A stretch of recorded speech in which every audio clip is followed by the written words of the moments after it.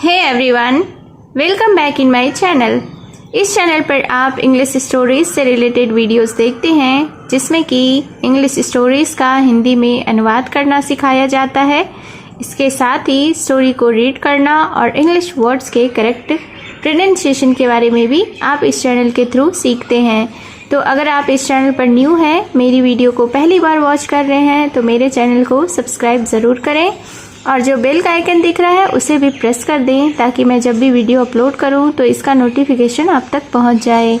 तो आज जो मैं स्टोरी लेकर आई हूं यह एक शॉर्ट मॉरल स्टोरी है, बहुत ही अच्छी कहानी है।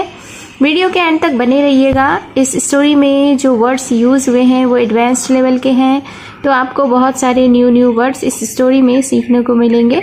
तो चलिए स्टार्ट करते हैं आज का यह इंटरेस्टिंग स्टोरी। आज के स्टोरी का टाइटल है द क्लेवर लैम्ब। क्लेवर का अर्थ होता है चालाक, लैम्ब यानी कि मेमना। तो शीर्षक का अर्थ हुआ चालाक मेमना। So let's begin the story. Once there was a sweet little lamb.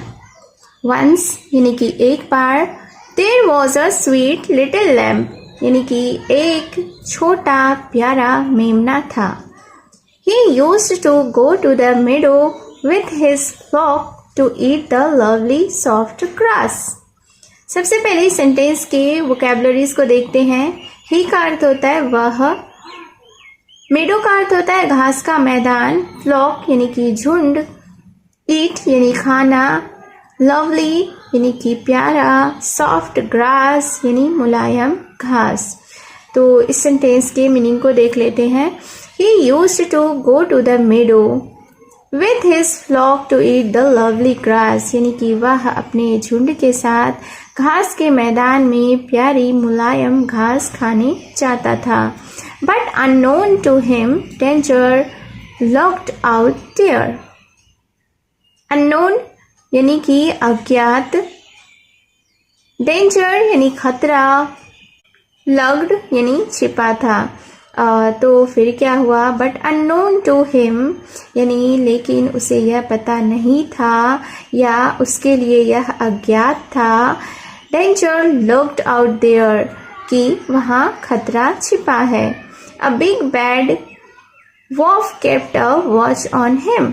Big यानी कि बड़ा, बैड यानी बुरा, वॉफ का अर्थ होता है भेड़िया, केप्ट अ वॉच यानी नजर रखता था, हिम यानी कि उसे, ऑन हिम यानी उस पर। तो a big bad wolf kept a watch on him यानी कि एक बड़ा बुरा भेड़िया उस पर नजर रखता था।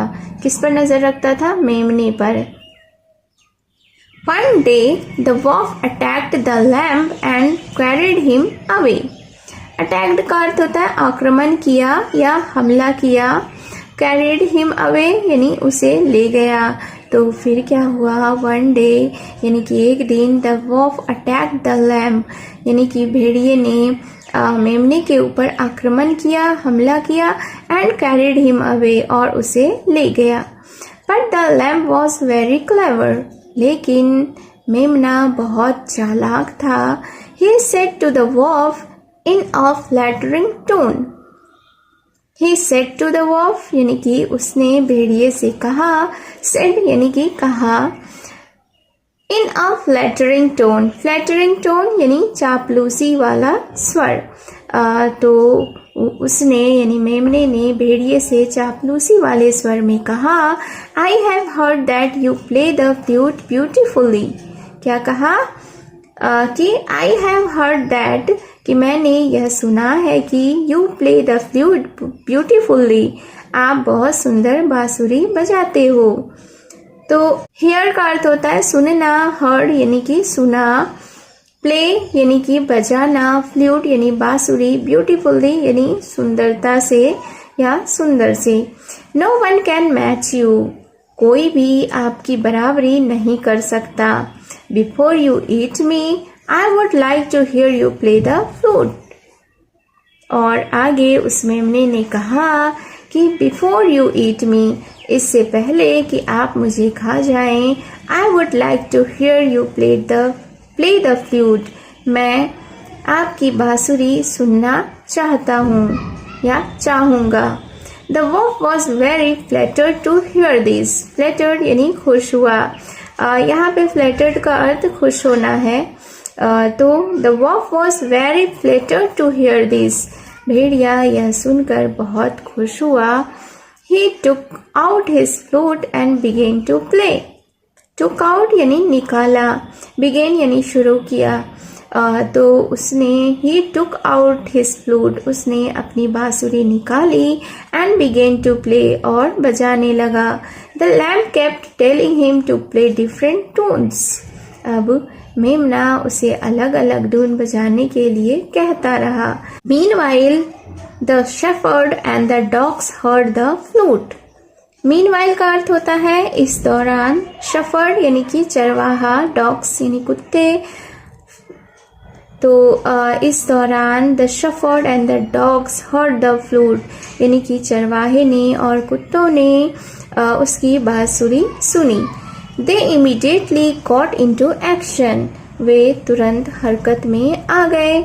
Seeing the wolf, they attacked him and drove him away. अब फिर क्या हुआ? Seeing the wolf यानी कि भेड़िए को देखकर they attacked him, उन्होंने उस पर आक्रमण किया. and drove him away, और उसे भगा दिया. The lamb happily went back to his flock. अब मेमना खुशी खुशी अपने झुंड में वापस चला गया. Moral of the story is keep your wits about you.